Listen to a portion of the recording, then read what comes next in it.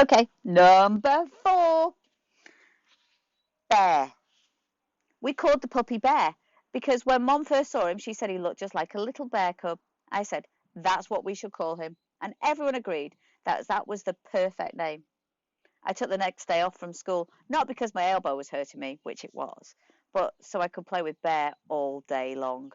Mum let Via stay home from school too, so the two of us took turns cuddling with Bear and playing tug of war with him. We had kept all Daisy's old toys, and we brought them out now to see which ones he'd like the best. It was fun hanging out with Via all day, just the two of us. It was like old times, like before I started going to school. Back then, I couldn't wait for her to come home from school so she could play with me before starting her homework. Now that we're older, though, I'm going to go to school and have friends of my own that I hang out with. We never do that anymore.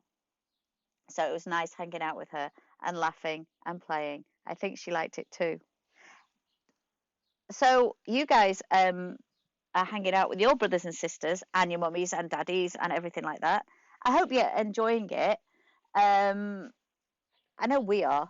It is tricky sometimes because you're all getting into a new routine, and there'll be good days and bad days, but make the most of it. Enjoy your time together because you'll remember this in years to come. It really is a special time. It's a scary time, I know, but it's also really special.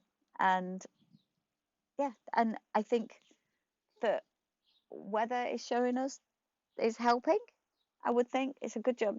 If it would be awful if it was cold and windy and rainy, and you'd have to be inside, whereas it's just beautiful.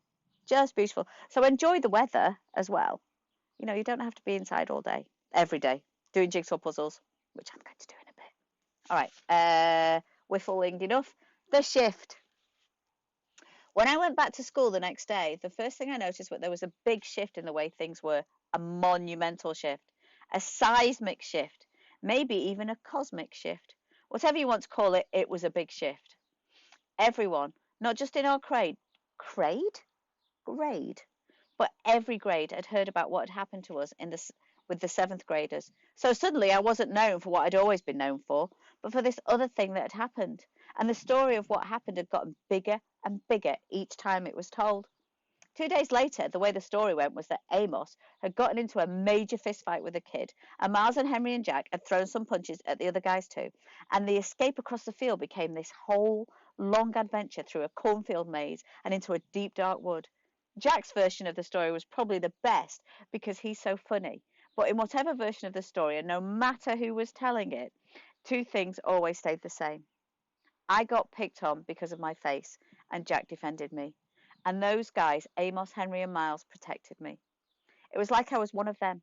These big dudes I barely even knew before would knuckle punch me in the hallways now.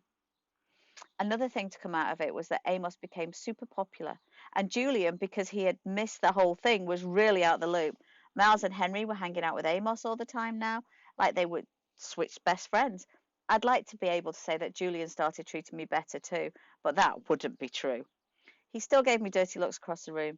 He still never talked to me or Jack, but he was the only one who was like that now. And me and Jack, we couldn't care less.